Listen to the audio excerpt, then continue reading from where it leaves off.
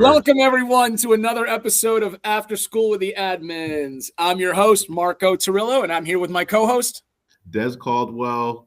Good morning, good afternoon, good evening. Welcome, everyone. We're excited to get this one started. We have some brilliance in the room with us. I'm going to let Marco take it away. Well, we have a special guest today, world-renowned, known for both his professional developments, his books, his speaking engagements. He actually helped change my own thought process, which I'll get into a little bit later, about mastery-based learning, about grading, and about redos and retakes. Mr. Rick Wormeli. Yeah. Thank you. Thanks for having me with you. But let's call it what it is. Intergalactic. That's what we need, not just world-renowned. Yep. Listen. Yeah. If we can find the life out there, I have a feeling they're listening to some of your YouTube videos and reading some of your books. Marco, the intro has to be the Star Wars intro now. That's right. Okay. Thank you so much for joining us today. We always love to ask everyone to please just start off with, tell us a little bit about yourself and your actual educational journey that got you to where you are today. Oh, man. I only have a minute or so. Okay. No, it's very weird. I was studying to be a doctor my whole school K-12 career. But when I got to college, I ran into organic chemistry and decided to get a life. And we didn't match at all. But I also used to tutor a lot in elementary school and middle school, high school when I was a kid.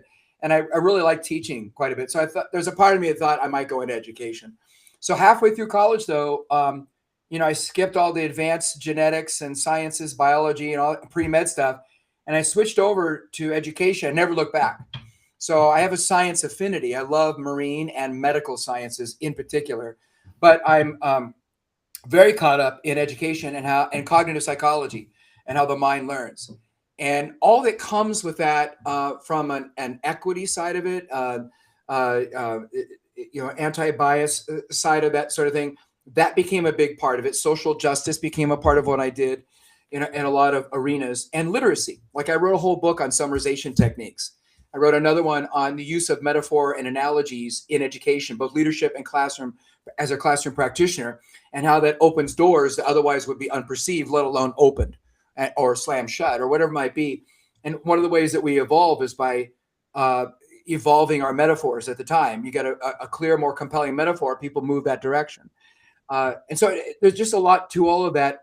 And to bring that to bear to something that is so dynamic and such a matter of fairness and has dramatic effect on students' current performance and future selves as grading and assessment, that kind of became a calling card. But it's something I started getting into like in 1980, being exposed to Tom Guskey and Benjamin Bloom and mastering learning and all these other things. And it just evolved and got more and more. I started getting on committees for the school district and as a representative teacher, to talk about these things. And I moved up and started writing articles and books. And man, there was a critical mass and people said, people read your stuff. How about writing that first book and coming to present?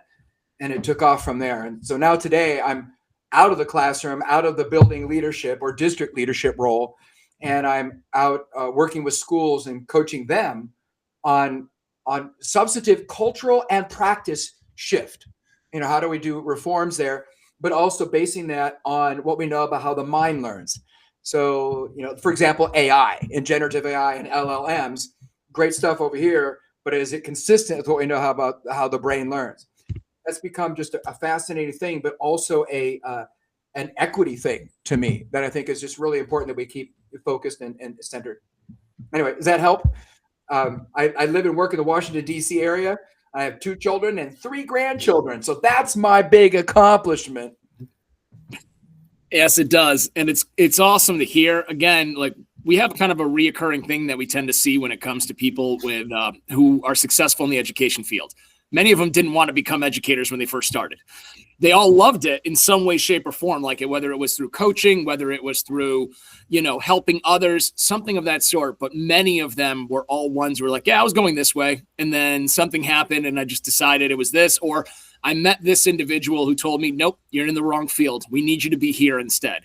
Or, an incident happened in their lives, but it just always ended up being that it was almost a calling for them. It just ended up somehow veering into their path. And then that's where they found it. And then once they saw it, they never let go of it. And it ended up being that thing that just kept pushing forward and trying to help others and being a part of it more. And it's always such a cool thing to see, because everyone's experience is completely different. Now, there are some that we've had that have been like, oh yeah, right from when I was born, I knew I wanted to be an educator.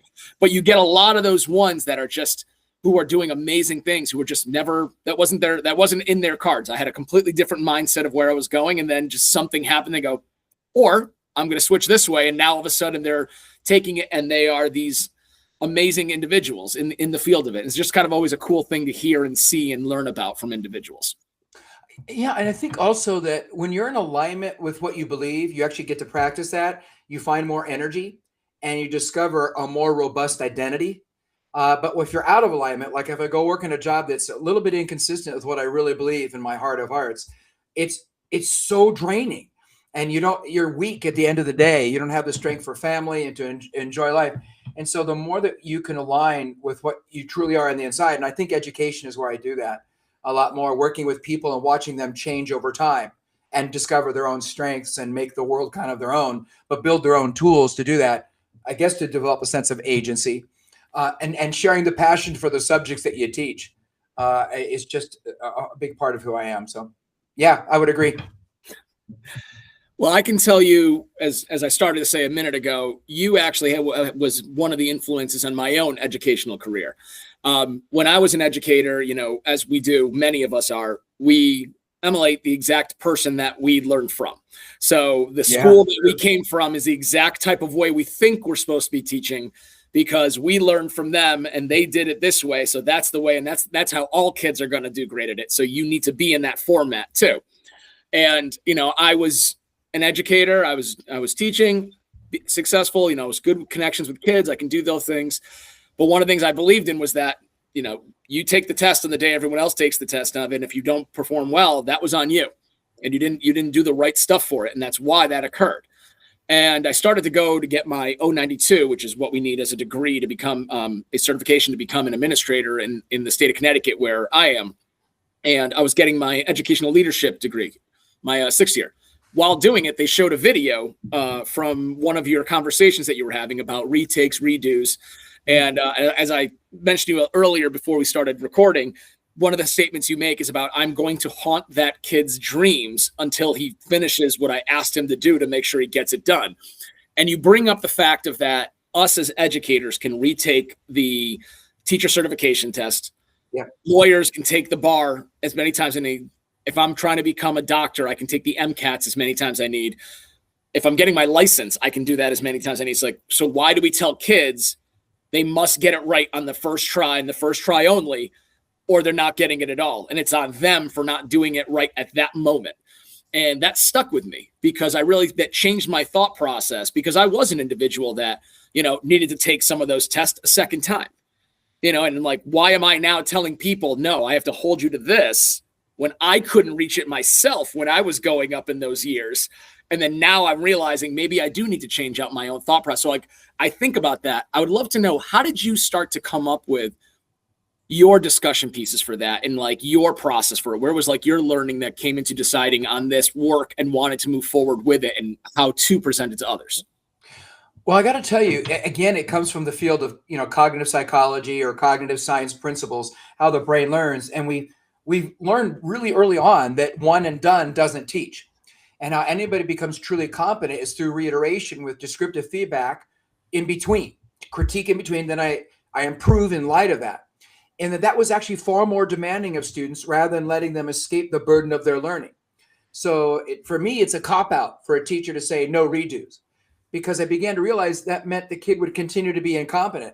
And I realized that incompetence is never preparatory, engaging, or maturing for what's about to come. What's really preparatory for after high school, or from middle school to high school, elementary to middle, or from high school to college, or whatever you do post high school, is really learning the stuff. And if you were irresponsible, you were cognitively trying, but just fell short, it doesn't matter.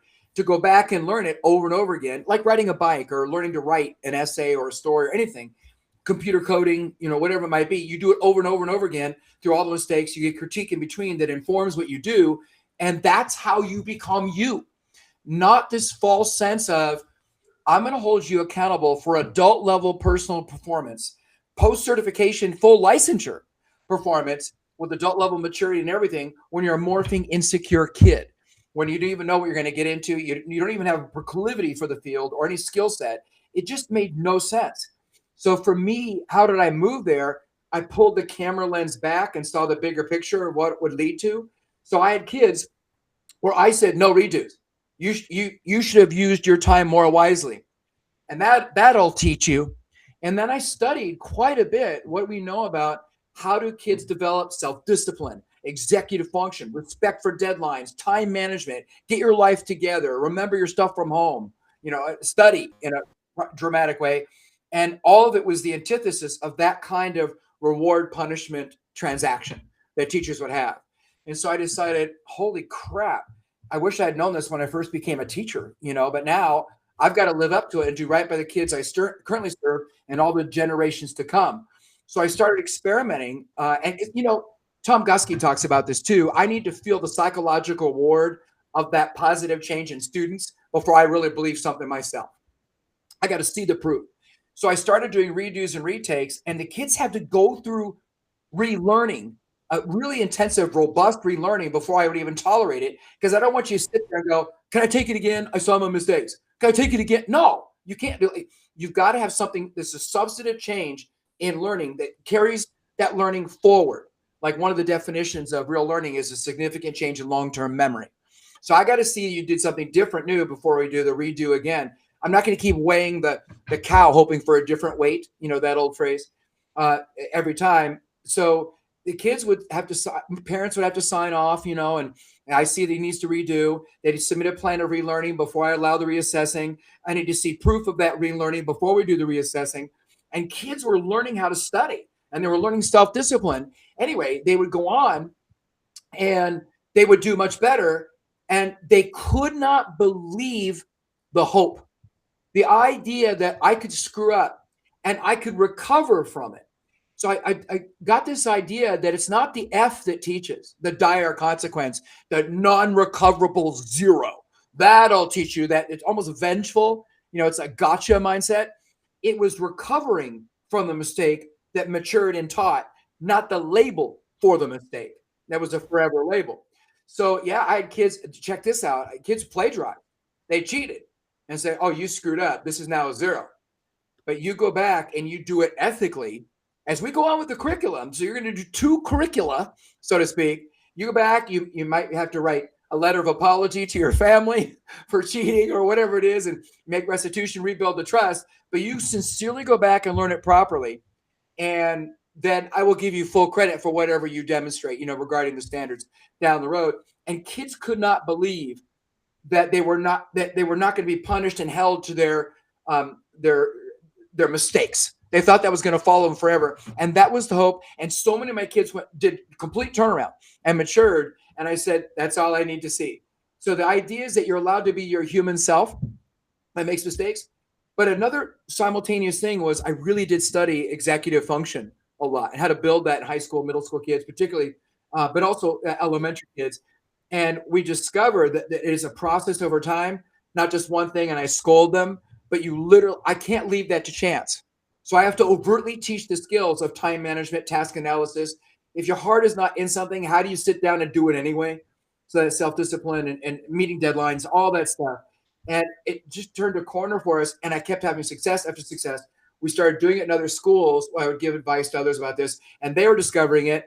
And there was no need beyond that to go try to find verification, but it started just flooding.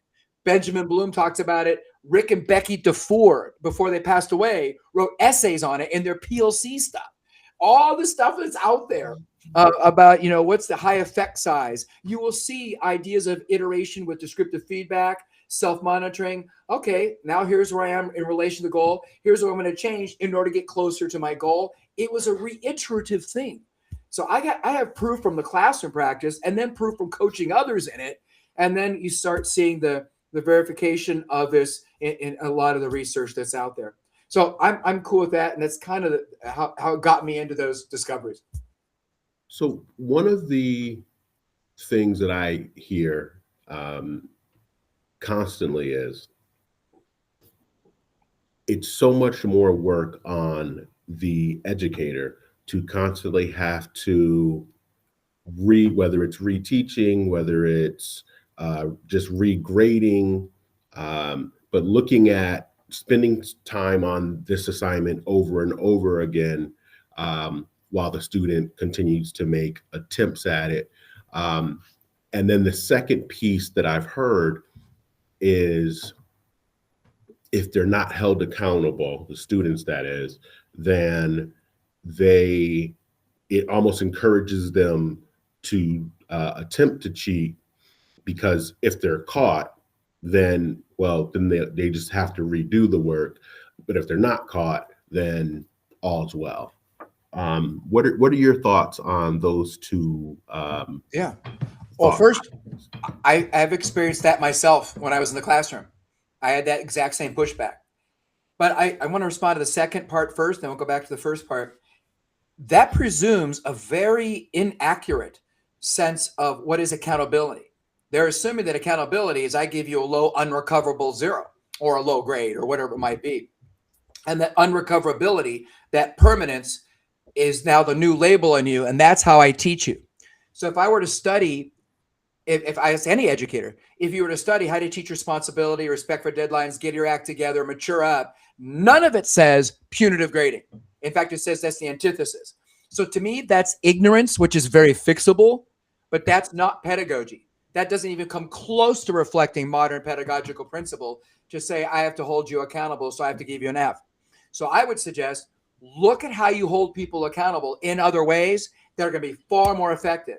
And one of the ways you hold people accountable is you go back and do it again and again and again until you meet the high standard for it. Now, I will walk with you. I will share the path with you. I will not do the work for you, but I will walk with you and provide supports if you need to get back and do it. And here's what kids learn. I'm going to have to learn it and do it sooner or later. I might as well do it now and have a happier, hassle-free life. And it's very maturing. It's if you want the kids to mature and accept responsibility, it's in the redo process that happens, not the label for a first attempt that failed, that actually teaches that. There are other ways of holding people accountable. If you do damage to the school, you vandalize it, you will spend time cleaning the school and beautifying the school. That's holding you accountable, not just saying you are a criminal for life. But the idea that you have a constructive response, you have to rebuild from your mistakes, is the way we mature. And kids are going to make lots of impulsive acts. A lot of times cheating, and I do a whole program on cheating and plagiarizing and how you minimize that. And one of the things we found is that so much of that is done out of anxiety and fear. It's an impulsive act, not well thought out. So I'm not going to hold you to your earlier digressions. A lot of us wouldn't be here if the adults in our lives held us to our earlier digressions. We do that. So please, let's explore sometime. How do you define holding people accountable? And you will find this door blown off its hinges with practical other tips besides punitive grading, and particularly if it's permanent. The first part, though, was about time. And that's a huge thing. I will just remind you, we don't have time to teach properly anyway. So the amazing thing is that we do a pretty good job, and despite that. But when it comes to time, remember, we overtly teach kids how to study and learn things on their own or with a partner, with a buddy if you use younger kids. So I spend a lot of time doing that. What are 25 different ways you can learn something by yourself or with a partner of some sort or a small group? And we have that running menu from which they can select ideas for their relearning plan. And what I will often say in my grades is A, B, C, and the D is just a coward's F. Doug Reeves taught me that. The kid failed. We just didn't have enough guts to tell him that he failed. So I never use a D. I never use a 1 on a 4.0 scale. Even if my school district has that, it'll be 4, 3, 2 or ABC. And then here it is, not yet, which is way more demanding of kids. Like, oh, crud, I still have to learn it. I still have to do it. Failure, this permanent, I'm off the hook. I might get grounded. I might not be able to go to the dance or the school activity, but I don't have to do the project. You just let the kid escape his personal responsibility. Why would you do that? Our call is to get in their face and save them from themselves, which I actually put in, I think, one of the videos that Marco was referencing. So I'm not going to let you escape the burden of that. You will do the climbing and stuff, but I'm going to make sure I create the environment and the hope that will actually do that. I just, if somebody is, if we're teaching to engender, to build anxiety and despair and panic, they'll sign off, they'll avoid, they'll deflect, they'll make excuses, they'll develop learned helplessness. If we have an over dependence and the need for external validation for your sense of value, that all this stuff becomes a lot easier to do the immature response. But if we engender hope, I will climb any mountain as steep and rocky as you want if there's hope for a positive outcome, and I become a better version of me to do that. And I see that you're committed. My teacher is an advocate, not an adversary, falsely thinking gotcha teaches or matures me. And so that time thing, I'm going to look for ways to streamline that, because as a teacher, my life outside of school makes me a better person in school. So I can't usurp all my time outside of school. So there are wonderful ways to do that. I wrote an entire article on that. It's called Relearning, Reassessing, Practical Tips. So it's on my website, but if you just type in my name and Relearning and Reassessing, the and is an ampersand, just so you know, Relearning and Reassessing, you'll see lots of ideas. But there are dozens of things we can do in that. One, the kid creates the relearning plan, not me. We are now in an incredible technological age where there's so many cool ways, so many apps that you can use to restudy something and to get and keep track of all of that, and time management on all this stuff. So that's cool. And get feedback on your work from other people. Remember Flipgrid and things like that? I mean, you could get feedback from it's very cool.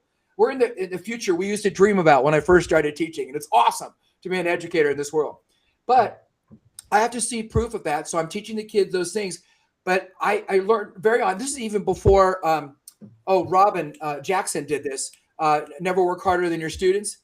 I found when I was doing discipline, and let alone instruction and redos, I was working harder than the kids. So I changed that.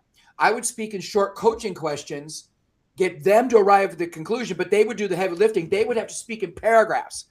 Whereas before, I'd speak in paragraphs and they would speak in a grunt. Yeah, no, maybe, whatever it was. And I was like, I'm working hard here and you're doing nothing. You're not doing heavy lifting. So the heavy lifting has to be a part of the kids, but I overtly teach how to do heavy lifting in that regard.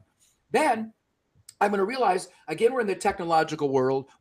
We have merge commands and Chrome extensions where I can have a repository of 17 questions about this and 18 questions here, and 25 questions there, 30 questions on this that I collect over time or from other sources, and then randomly say, okay, for my second version of the test, choose 4 from that, 5 from that, 2 from that one, 3 from that one, and then randomly assign it to that kid. Oh, there's another kid in my class who needs to do the redo as well. Randomly select 4 from that, 5 from that, 3 from that, randomly assign it.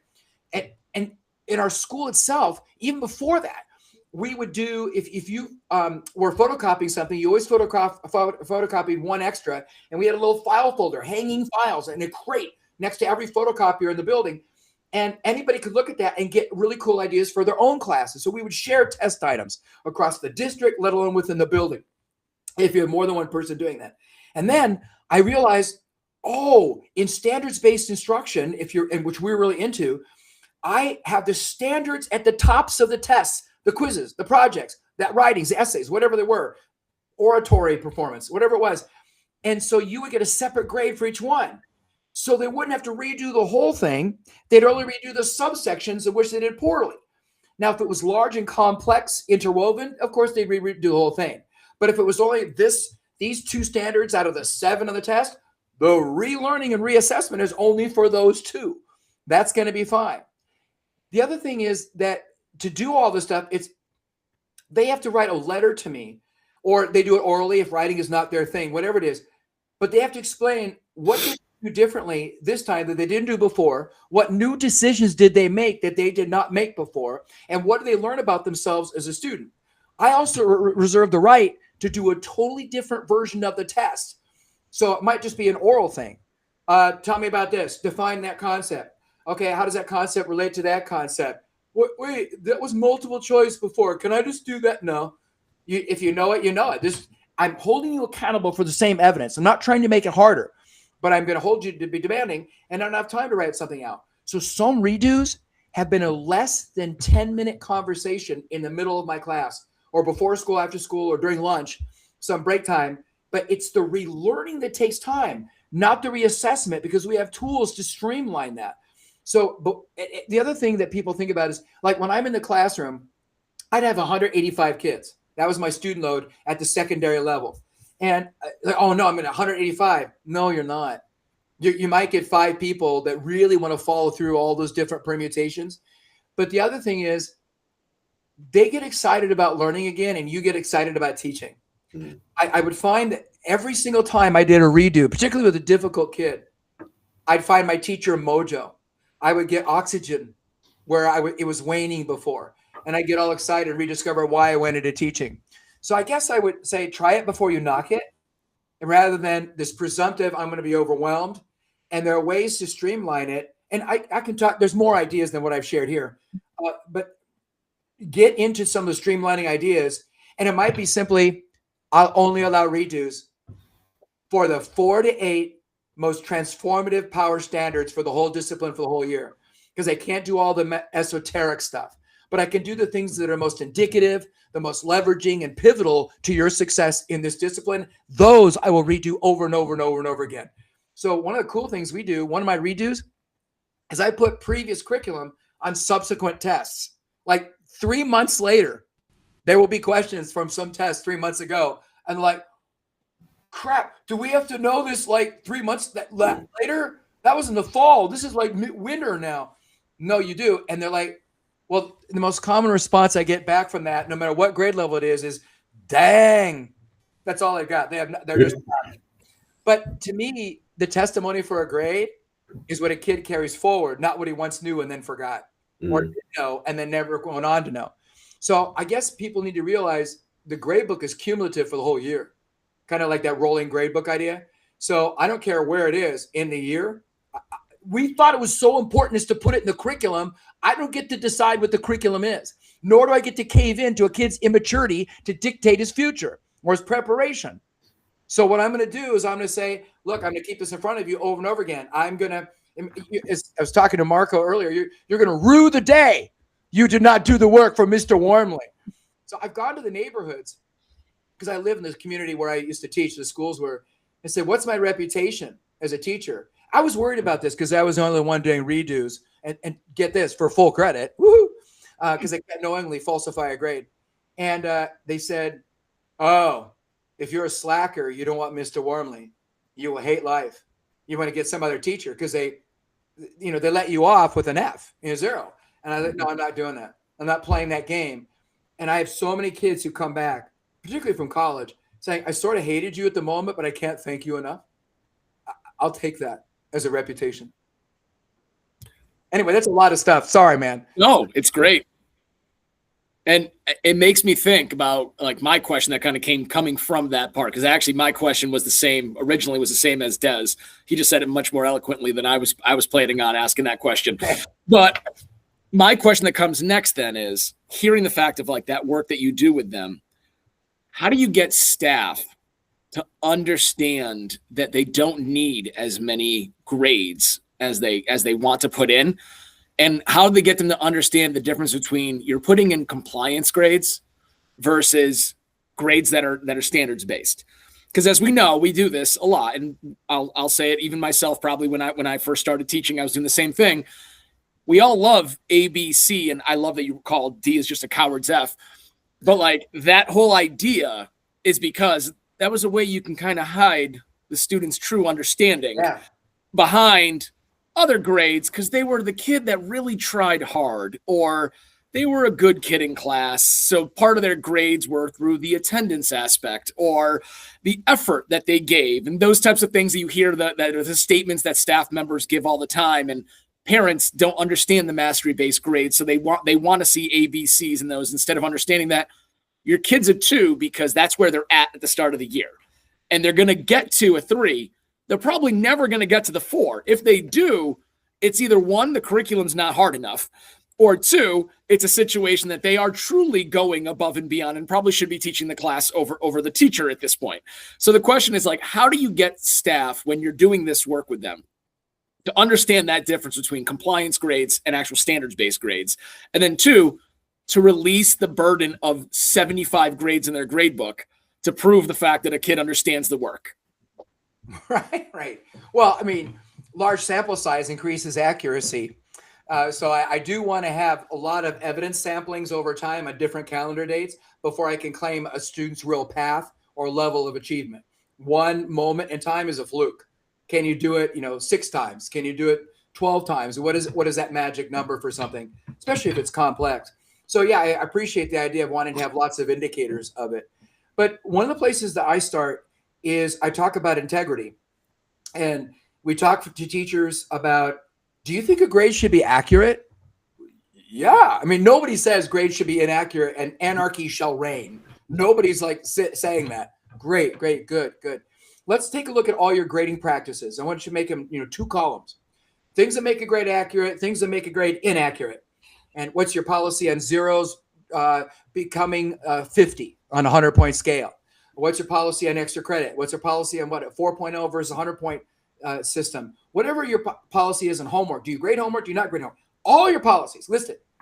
And there's every time we do this, there's an uncomfortable number of items on, this makes a grade inaccurate. So now it's a softer way to point out or confront people with their hypocrisy. That doesn't go well in education when you confront people with their own hypocrisy. But we try to do it gently as we do that. So great. We agree that grades should be accurate. Great. If I give you credit for this standard report for something that's just a measure of compliance, a report of compliance, I'm conflating the report of one thing with something else, which is knowingly falsifying that report. Do you believe that conflating the report of this, the report of that would make a grade inaccurate for any one of them individually? And they see that. Great. So how about this? We want to teach responsibility. We want to provide a report. Let's just report them separately. So as the column for your compliance, you did stuff, work completion, whatever it was. You followed the rules, your proper lab safety procedures, whatever. Habits of work. That's what we call it in my school, habits of work. Habits of work, exactly. Some schools call them successabilities, which is kind of cool, but whatever it is. And then here's what you know literally about multiplying binomials or whatever it might be, or the science or conjugating irregular verbs. Just keep them separate. And when we've done that, high school, middle school, elementary, kids care about those habits more. And there's a specific idea of, I'm here regarding my goal with that personal behavior. So here's what I need to do to close that gap. And they care about it and they want to get good grades there. And then when it comes to this academic thing, I'm here. I understand perimeter, but I'm really struggling with area or whatever it is. So now I want to close the gap and I want to do these things. They start owning their learning. They care about it. And what we find with admissions officers and military and sports recruiters, we find that they love it when high schools report for the 4 years of high school, that character development, that increasing maturity and self-discipline over time, because they get a sense of the character of the candidate that might be coming into their program much better than they do from academia. They want proof of resilience. I screwed up, so I went back and redid this thing like 4 times because I cared so much about it. I wanted to get it right, that kind of thing. That message really lands well. It resonates with a lot of people. So I start with teachers about, are you ethical? Of course we're ethical, or at least we aspire to be ethical. Great. Then you can't knowingly falsify a grade. If a kid only got about a 70, which by the way is a D in my school district, he got about 70% in mastery or whatever it was, but he did all his homework, and you count homework 25% of the grade. So you have a homework completion that boosts him up to like a B or an A. You are knowingly lying, and we have no moral authority. Me too.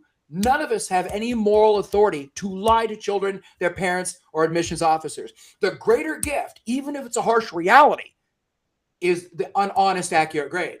But then the hope of recoverability from that is, hey, this is not set in stone. So parents are like, hey, you've got a C or a D, he's got to get a higher grade. They get worried and in our face if we're the principal, assistant principal, or counselor, or a teacher, if there's no chance to recover from that. They know their kid. is doing that. And many parents operate from not understanding adolescents, young adolescents, or children. And so it creates anxiety or fear for what's going to happen. If I assure them, oh, he totally screwed up, used his time poorly. That happens to a lot of us. So here's what we're going to do. Here's how he's going to learn to use his time wisely. And here's how I'm going to hold him accountable. I am not going to let him escape competence. Incompetence is never preparatory, remember, or engaging or maturing to any sort. So they usually like, oh, you understand my child and you're an advocate for my child, even though he behaves so poorly. I'll stick with you. I'll back off this initial anger. So I'm making the job easier for teachers. If I'm the teacher itself, I'll be a surrogate. I'm making the job easier for myself when I actually impose this. You screwed up. Now what are you going to do to go back and correct that? And I work with your kid to do it. It has such a payoff. Maybe not this year because it takes a year or two of hearing that message before it sinks in. But in the subsequent years, they'll have a much better time. I go to teachers above me and the grade levels above me when I was first doing redos and retakes and all this stuff, and said, do you notice anything about the students that came from me as opposed to anybody else last year? And they go, oh, yeah, I know the Wormeli students. And, I start shaking a little bit. What, are they not prepared? No, they know their stuff. Calm down, Rick. Less caffeine. So what is it? What is the difference? Your kids come to every one of my review sessions. They don't blame the world. They don't blame other people. When they don't do well, they own their decision. I made this decision got a bad result. They don't immediately sit down and take a test and go, when's the redo on this? They hate redos because they realize it's way more work to do a redo. They're not getting away with anything. And if teachers are coming from a standpoint of, I don't want the kid to feel like it's a gift and they're getting away with something, I don't have to study because he always lets me redo. Well, remember, in my classroom, redos are done with 3 magic due process words: at teacher discretion. So I get to decide if you're going to redo. If you're abusing me, I might say no.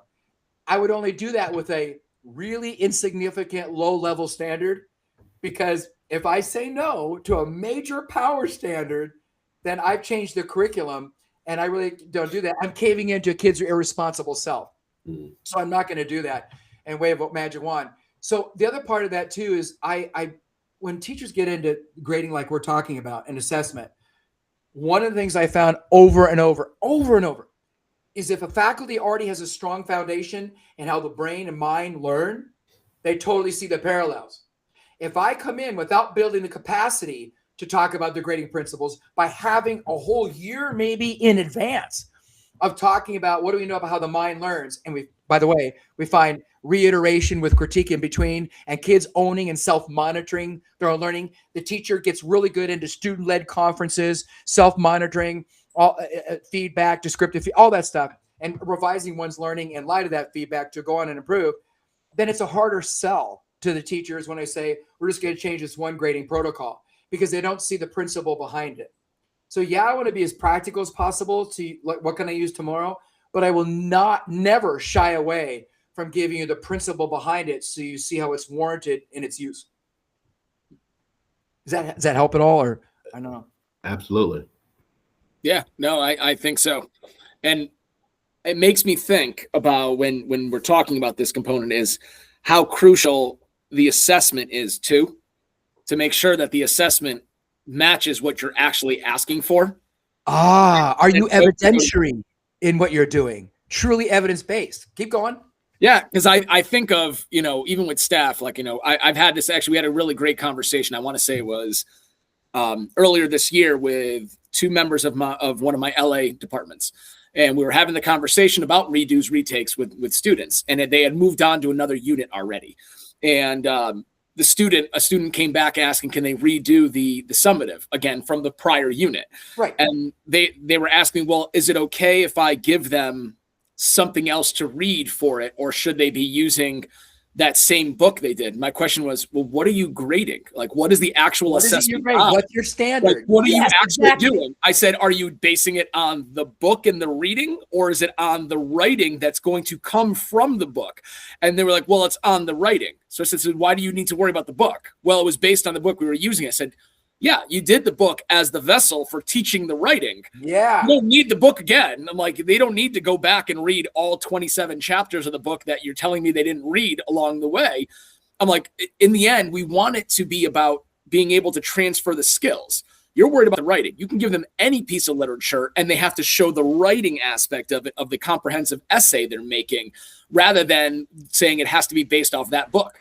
Because my statement I said in the end was like, we're trying to get ready that these skills are ready. And I'm like, when they end up taking our state standardized test at one point, they're not getting that book. They're getting a simple 1.5 page article that's going to ask them the same style of questions that you were asking based off the book you were using for the entire unit. So my point is, I think about that with coming through the same exact questions. We talk about redos. We talk about mastery-based grading or standards-based grading. But a lot of the times, I think the misconception and falls into them, the assessments we're giving, because I think we get stuck in some of those things like, I need to finish a book from beginning to end. And then the testing should be on the book, but it's like, but it's not. You're actually testing more on the skill. The book is what you use as the vessel to teach it along the way. So you kept the kids connected, but the assessment in the end has nothing to do with that book. It doesn't need to do anything with that book, because if you did, you're now beating a dead horse because you've done the same exact thing all year or all unit with it. So it makes me think about that component of that. Isn't that the definition of insanity? It is. That's we do a lot in education. We add the time caveat to it as well, right? So you've got, what we call our parent standards, right? The big standards over the course of the year. And let's say there are 5 standards, right? And the second standard, you hit hard in the first quarter, the second quarter, and maybe touch a very little in the third quarter, and you don't go back to it, right? And so when we get to the end and we're trying to figure out this final grade in this standard-based world, we've got standard 2 was never, let's use the word mastered, right? Whether was proficient or whatever. Demonstrated as mastery, yeah. But you never met it on standard 2, right? Does it make sense, or at what point do you say, all right, you can go back to quarter 2, even though we're in quarter 4 now, and revisit this particular standard that if you redo it, is that rewriting or regrading the second marking period grade? Does it impact the final grade? And I think that gray area in education, especially where we have been very, quarter 1 exists in quarter 1, and it's 20% of the overall grade, and quarter 2 is, and then when you break it all down, then the final exam is 10% of the overall. When we start trying to go back in time and say, now this grade is changed because of something you did in the fourth quarter, I think people have a really difficult time with that.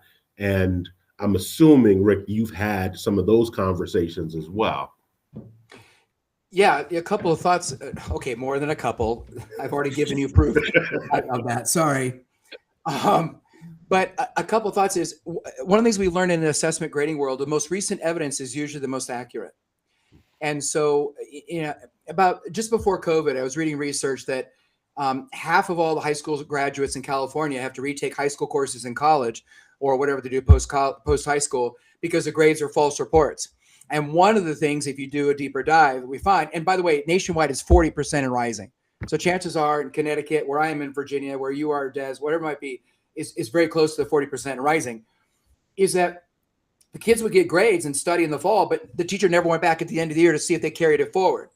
And college professor after college professor and instructor after instructor has said, we're so tired of kids getting these high grades, but there's no proof they carried it forward over the summer into our program, post high school.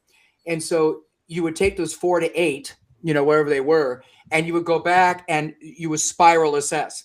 So I think it's okay to keep the historical record. Yeah, you had a D before in the first quarter, but now you have an A. So then the determinant is, what do I include in the final transcript at the end of the year?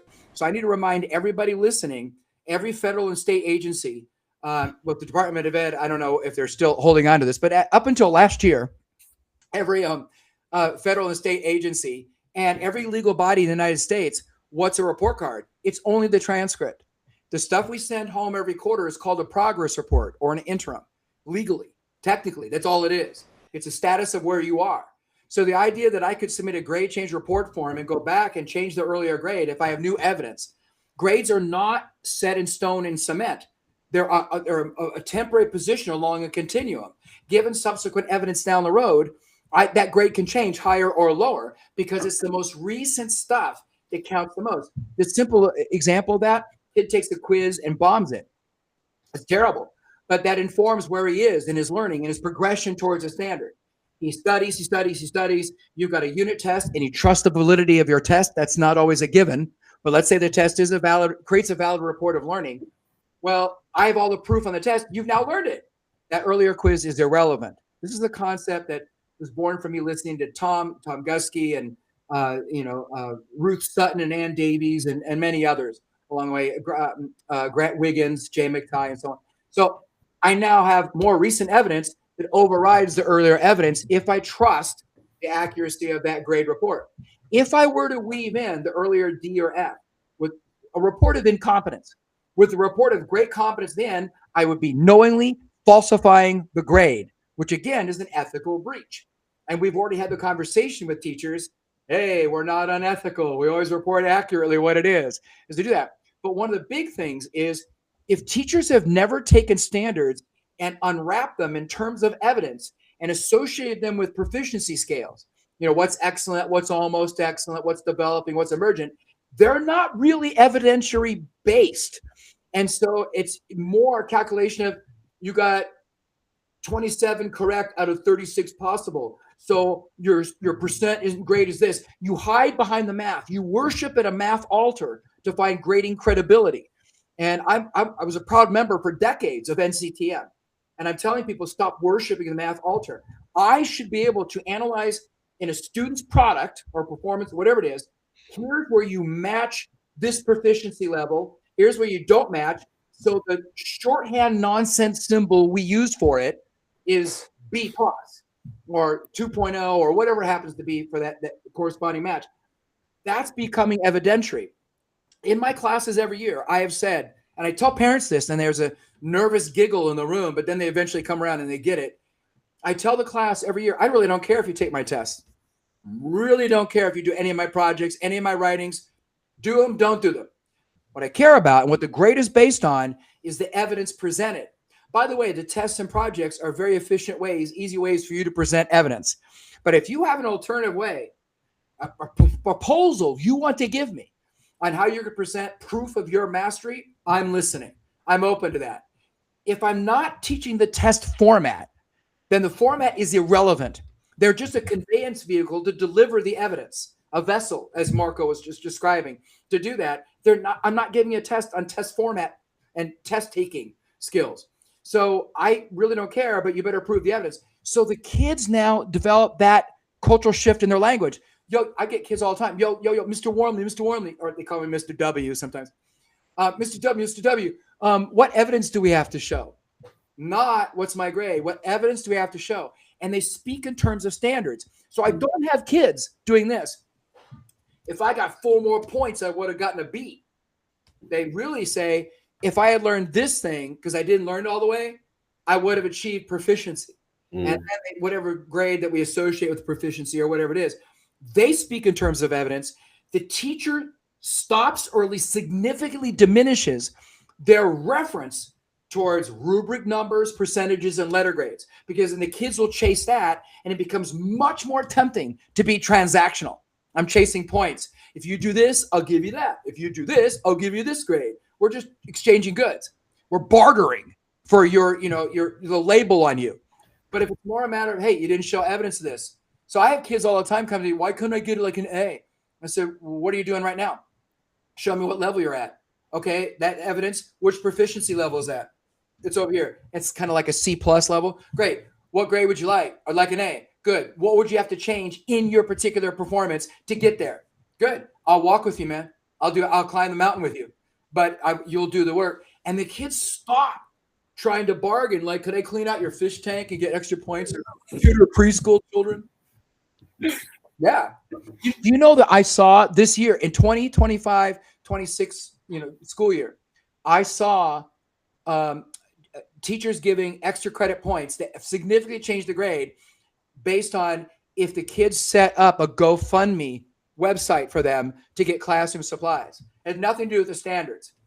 It's bizarre. One of my favorite things to do is to say, some kid did a styrofoam balls, the cell model or whatever, and which is really a test of, can the parents find a honking big styrofoam ball and cut it in half and then have colorful clay on top.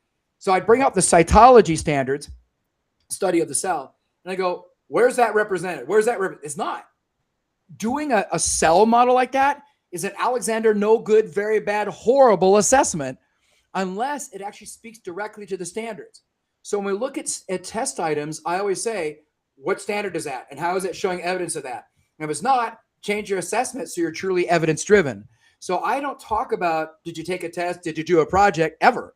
The grade book at the top is the standards are there, not the media used to represent or convey the standards. That's irrelevant unless I'm literally teaching the test format itself. And then that's okay. Like a DBQ response and a document-based question in an AP class or something. Then you literally have to do that. And there's all kinds of criteria for that. At any rate, the idea, if teachers have never had like a year of really focusing on evidence and unpacking that and communicating that with kids, then that tends to be a harder sell too. And we want to get them to the point where they're very comfortable with that idea. How do you help teachers utilize feedback to be able to support that work? Because I hearing you on everything you've been saying, and first of all, I love the energy. Like it's one of the things that helps like to keep always listening, like, because you're going into some very deep topics. Yeah, we could talk for a couple of hours on stuff I've already said, just so you know. But even with what you're saying, like, you get it in that conversation, like listening to you speak, the energy you're bringing, how you're talking about it. You're not going down a wormhole of the fact of like, you have to be in education to understand the concepts you're saying. Right. Like you don't need that, which is great, because we do know a lot of the times when we get into this type of stuff, people get caught in the jargon and then they're sitting there and then most people are like, yeah, I have no idea what he's talking about. Do you want to help me out with that? Like, can someone throw me a life preserver so I know what's occurring? Like with everything you're saying, it makes complete sense. It does for other professions too. I mean, ask anybody, how did you learn your craft and how are you evaluated in your job? And there's dramatic parallels with the kind of grading we're talking about. Keep going. But I guess my next piece for that question going is to help staff with this. Yeah. How do you have them utilize feedback for students to be able to support that want to now show their proficiency, to want to change the workforce so they don't have to be redundant in the work again and again? Yeah. The first thing is I realized very early on, I was the bottleneck and it was draining me dry. Again, another thing that drained me by thinking I was the only one that could do constructive, helpful feedback. So my kids, when I say, I want you to give feedback to your classmates, they go, yeah, there are no mistakes. You spelled the words right here. It's good. I don't see anything wrong with it.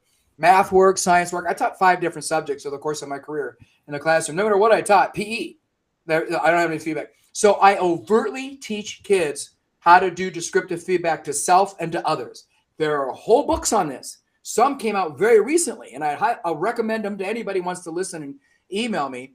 I do training on that with, and it's in a lot of my handouts and things and in articles I've written. But the idea that the students understand the power of feedback. Feedback isn't -5, you didn't have this, +2, you had that. That's CYA feedback. Cover your beep, right? That's me trying to justify the mathematical tabulation of the grade at the top of the page by the point tabulation. You guys are doing that. It's not feedback. Feedback is, I need to point out what you did. Here's what I perceive happening. And here is the outcome of that. And I talk about decisions, not quality. If I telegraph an opinion, it shuts down your acceptance of the feedback. This is Jim Knight, instructional coaching 101 kind of stuff. So what I'm going to do is I noticed, this is one of my favorite ones I like to use, just get people thinking about it. I noticed you use 500s in your vertical increments on that graph. Why'd you use 500s and not thousands or 50s? And the kid begins to explain, if I use thousands, you'd misinterpret what happened in the situation this way, or the comparisons among these elements. And if I use 50s, you'd misinterpret it this way. But when I use 500s, you see that it's an accurate portrayal. So feedback, half of feedback is explaining why things are correct. But a lot of teachers make the mistake of only doing feedback when something went awry and has to be fixed. And then they give them a Band-Aid. So they feel like the teacher's constantly thinking, I am the arbiter of learning and the arbiter of your proficiency level. And that needs to flip. You are the coach getting the kid to arrive, by you asking questions, to get the kid to arrive at that discovery, that conclusion. So I'm going to say, what was your goal? What was the standard? Where do you think you are right now? If you had to do this again, what would you do over? What would you do differently? In that, what would you need to do to close that gap? There's a lot of time in my classroom where kids write a friendly letter to me. Here's where I think I am. Here's what I need to do to get closer to the standard or meet the evaluative criteria. Or I give them an exemplar of excellence, no matter what I'm teaching. An exemplar, maybe 3 exemplars, and they have to write a comparison, their effort against that. And sometimes their efforts are better than the exemplar. Yay, that's really cool. But they have to do the critical item analysis themselves. That's them doing the heavy lifting rather than waiting for me to give validation. The kid has to find the validation in what he's doing, and he's got to make do that analysis. Otherwise, they're totally passive. And passive gives you license to blow it off, to deflect, to avoid, to not commit, not mature. But if you're an active part of the learning and the analysis, then you own your learning and you're committed to the lesson success and that teacher's success way more. So you enter into what I like to call mutual ethos.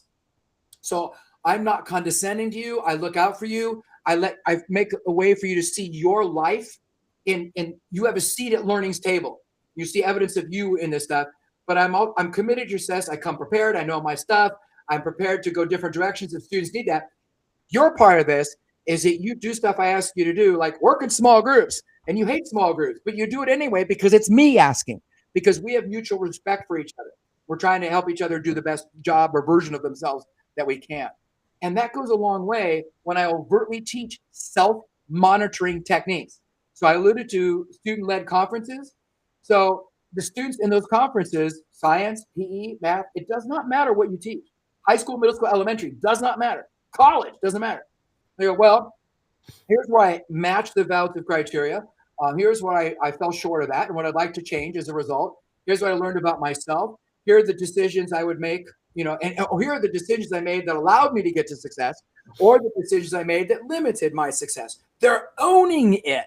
And this creates incredible agency, I mentioned before, that becomes an empowered efficacy, a self-efficacy, which is exactly what we want. I don't want you blaming circumstance. I don't want you blaming situation or other people. I want you to own your learning. So I ask teachers quite a bit, what would you want kids to do? Well, I want them to learn the stuff and also grow up and mature. Great. Let's explore how to do that. And could you do that through your coaching questions? I have a whole list of questions that because of the training I went through with cognitive coaching, instructional coaching, and just reflective coaching and peer coaching with teachers that we use with students. I just transcribe them to students that I can send people, if you like, on what kinds of questions would you ask to get the kid to do the heavy lifting and own that. And the other side of that is when a teacher's trying to receive this, if I come in as a judgment, like I'm a supervisor, a principal, assistant principal, or a mentor or a coach, if I come in and say, here's what you did wrong, here's a recipe for you to handle it, they go nowhere and they don't own it. They get defensive. It's very threatening. But what if I do, and this is something I got from, I think it was Kathy Toll, who's a wonderful instructional coach person, but I use the Goldilocks principle. I give you just enough feedback and data so you have a direction, but not so much that I do all your work for you. There's that sweet spot in between. And teachers have to practice that. But I will remind you, if you're a principal or assistant principal or coach, if we do those same practices with teachers and they feel the warmth and the excitement, the empowerment that comes from the agency that comes from that, they're way more likely to do it with their students. They want to pass it along. So if I'm going to say you better be doing descriptive, helpful feedback where the kids own their learning, I darn well better be doing it with you. Mm-hmm. Otherwise, you won't be on the receiving side and you won't be committed to providing that same experience for the students. Does that help? I mean, I don't know if that you want to explore from that. Always. No, that's exactly what I was looking for in that conversation. Well, it doesn't mean that you have to overtly study descriptive feedback. You don't leave it to Yeah, good job. That's not feedback at all. And it shuts down all acceptance.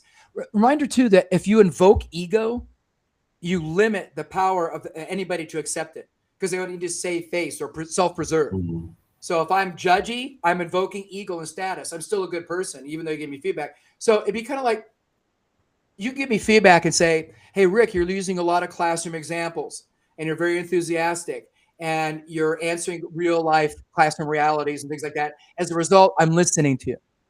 But if you just said, hey, Rick, you're like a B+ or an A as a talker on this topic, I'm be affirmed or validated. So we want to be very specific to what the person is doing and to the craft. So if I'm talking to you about analyzing some rhetorical analysis of a historical era, I'm going to be very specific about what you did with that and the positive outcome or the negative outcome of that. Not, well, this is a sloppy, sorry, hot mess. I'm going to call your parents.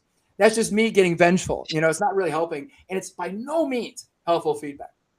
Well, I think you're hitting the head like on the nail when you're saying that statement of that. What is valuable feedback in there when you're going from the fact of that when we're telling kids what they did wrong and considering that feedback versus having them explore it within their own questioning what was right and what went wrong inside of their work they were already doing, because that provides them the opportunity to start to notice their own things versus just being told that statement of like, okay, so I'll go take it back. I'll reword my 4 things and then give it back to you. Now is it an A? Like I know a lot of kids see the difference doing that over and over until they get the grade they want, but they're not learning a darn thing. Agreed. About fact versus opinion. But you just said something really cool. That's one of my favorite go-to phrases. Sitting down, starting it out. What do you notice? Oh, here's another one I love. Tell me more about this. Mm-hmm. What was your goal? Where do you think you are in relation to your goal? Great openers. So thank you for that one. You get spot on. Yeah, I think that really is key to it, and I love the fact that you're kind of that we just spoke about. You know, yes, we're grazing the surface of 3 different topics we talked about today, dealing with redos and retakes, mastery base of understanding the actual grading, including into the assessments of that you're actually using, making sure assessments are actually targeted toward the actual standards you want, then even into the fact of the feedback you're giving. But there was a through line in every piece of that conversation that you can see and understand how one leads to the next, which leads to the next, which leads to the next through the conversation that we were able to have today. So it's like, it's still great. And I think it shows the scope of all this, how it is very everything deep. you do. Yeah. Yeah. It's very deep into the work we do. But at the same time, at least for me, and maybe it's because I live and breathe this every day, and just like I know that you do, and I know Des does, it's capable.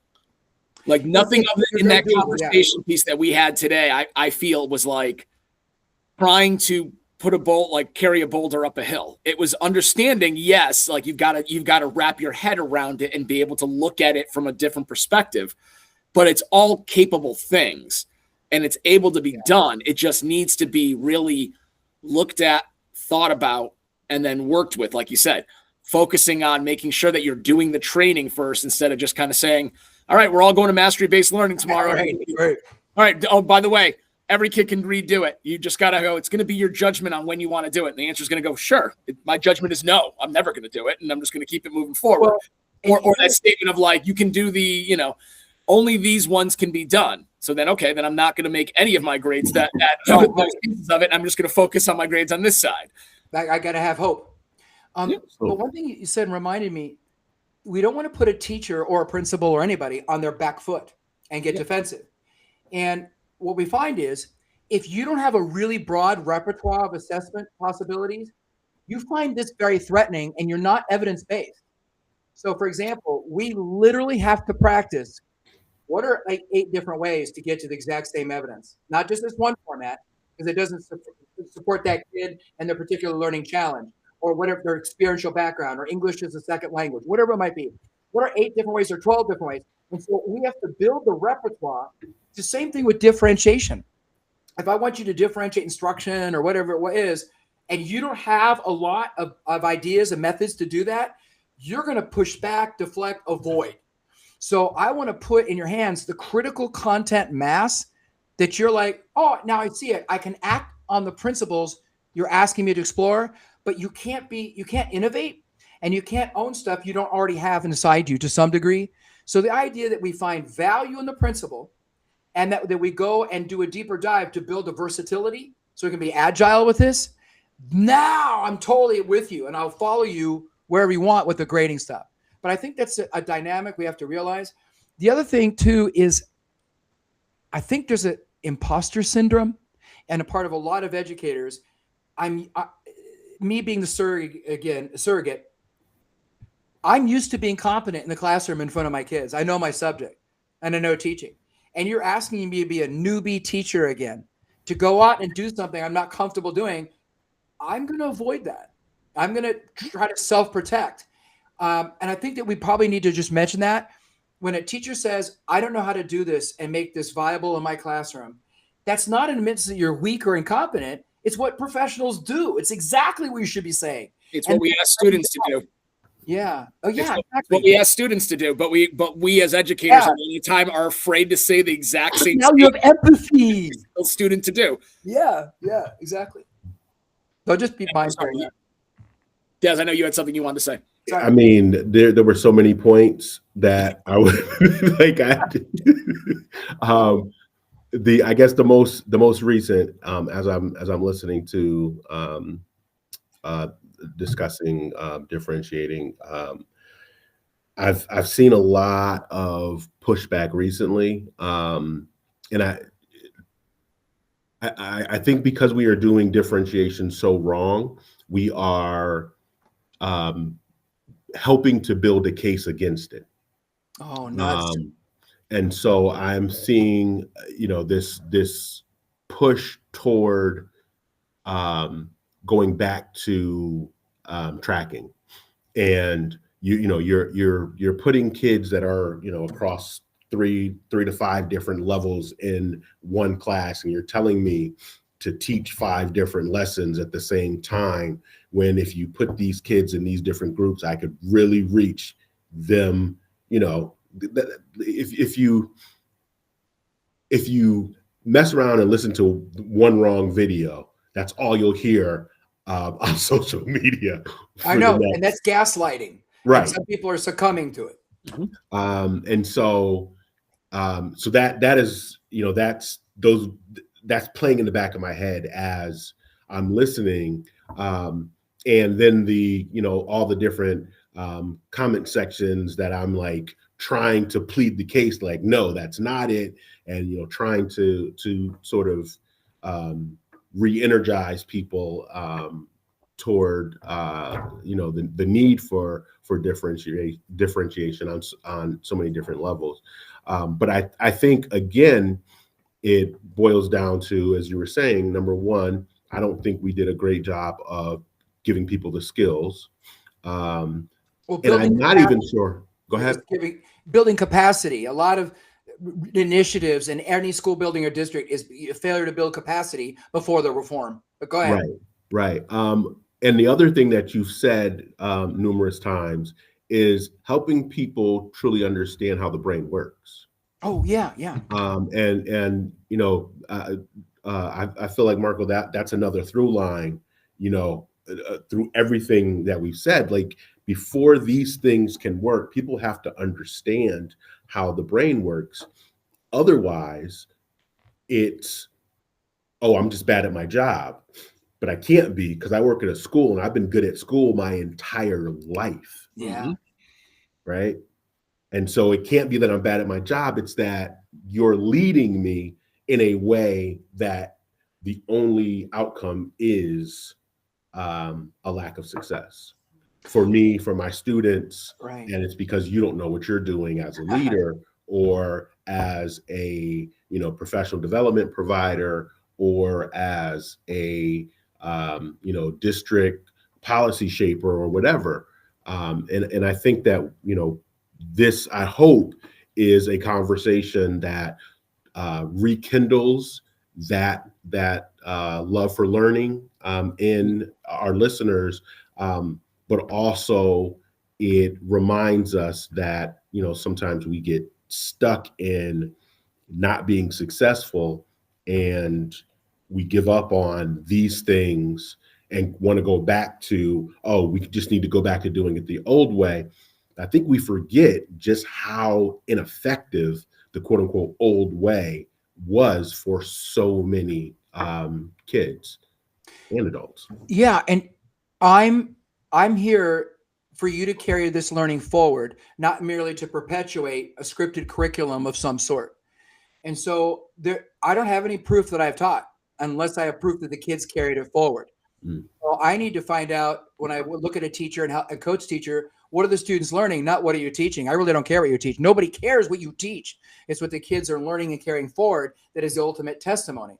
And sometimes to lift that canvas and see that is very uncomfortable. And I'd rather just avoid and deflect and make excuses or not do a deeper dive, close my classroom door and have my private fiefdom, tell you that I'm doing it, but really not do it. So we don't want to demonize the academic intellectual struggle of a teacher. And we want to say, no, bring that on. That's really, really okay. And that's how we all improve. But our world is so fragile and we're worried about, well, job security, but financial security, everything else. And we're worried that somebody might find a mistake, but that creates such an empathy for the learner. And we're better at teachers when we have that empathy. There are some teachers who see themselves as, I'm just there to perpetuate the curriculum and get out of the school building, and some that are really committed to kids' success. So I think sometimes we have to go back to teacher disposition and help them kind of see what's the bigger picture of what you do. Why do we educate everybody in a strong democracy instead of just the easiest ones to teach? Where's the strength? Where's your calling and all of that? How do I not only protect, but lift up each of my students' personal humanity and narrative as valuable, rather than just superimposing my narrative as the one that they should all embrace or what's going on. And I have to find value in that. And if I don't find value, there's probably not enough to keep me in the field and being effective in the long run, or to go out and study other ways to teach. So my success comes with my students' success. But some teachers think, no, I said it, I taught it, so they must have learned it because I said it. And it's the kids who chose not to learn it. No, go back to teacher school. That's not what we're about right now. So I might need to work with somebody on just general professional disposition and what their calling is, to help them turn a corner and commit to, oh, now I'm going to do a deeper dive in these things that are effective with children. Mm-hmm. Rick, we have been at it for about an hour and a half, and honestly, I think, like you said, we can. No, that's great. I have not. That's not a bad thing. That's more of a. I literally have. I've got like a number of questions and things I still want to talk about. Okay. So I would love to be able to try and schedule you again. I think we can definitely make a part 2 to this with conversation pieces, because there's just so much information to all of this. And I think it's just great. And I think it's valuable for people to hear and understand and see. And just, I thank you so much for being a part of our podcast today. We're really happy to have you on. Thank you. It's been an honor. I appreciate all that you guys are doing for our profession, let alone your local communities. It's very, very cool. So let's do more of this. Love it. I think that's a great idea. Any last words, anything you want to go and promote? Do you have any new books coming out or any speaking engagements you have coming up that you'd like to say? Not public ones. I've got, a lot of school districts and already, specified institutions. They can go to rickwormeli.com and see what I do present on. But there's also free resources there. There's videos, not just from me, but videos from others and podcasts and articles that I've written on a lot of the topics we talked about today. So you're more than welcome to visit that, rickwormeli.com. And also know that if you want to put my email address and whatever the link is, that's fine. And they can reach out and we can explore something by email or by phone or by Zoom or Teams or whatever they want to use. It's very cool to do that. And I guess I would just point out, this is too important to leave it, all the stuff we talked about is too important to leave it to simplistic notions. The students really deserved really well-trained and knowledgeable educators in their lives. And it's very, very doable. It might be small steps at a time. So if you're conscientious, you explore this, for the next 3 years, I'm just going to worry about being evidentiary and maybe do feedback. That's fine. But to not do anything because you can't do all of it perfectly, don't do that. That's perfectionism. It doesn't help anybody. But I think people will honestly, when they do a deeper dive into mastery learning or grading or differentiation or whatever we talked about, descriptive feedback, self-monitoring, they'll get way more excited about their teaching practice all over again. So let that light your fire, so to speak. There's oxygen there that will carry you forward. So thank you for letting me have that voice in this particular moment. Thank No you. problem. Thank you. Des, any final words? Not a one. Then again, Rick, thank you so much for joining us today. Des, as always, love these conversations. With that, school's out.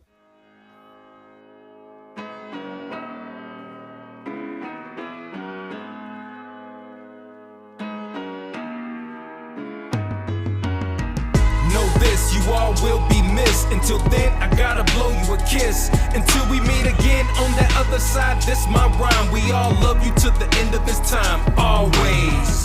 Know this, you all will be missed. Until then, I gotta blow you a kiss. Until we meet again on that other side, this my rhyme. We all love you to the end of this time, always.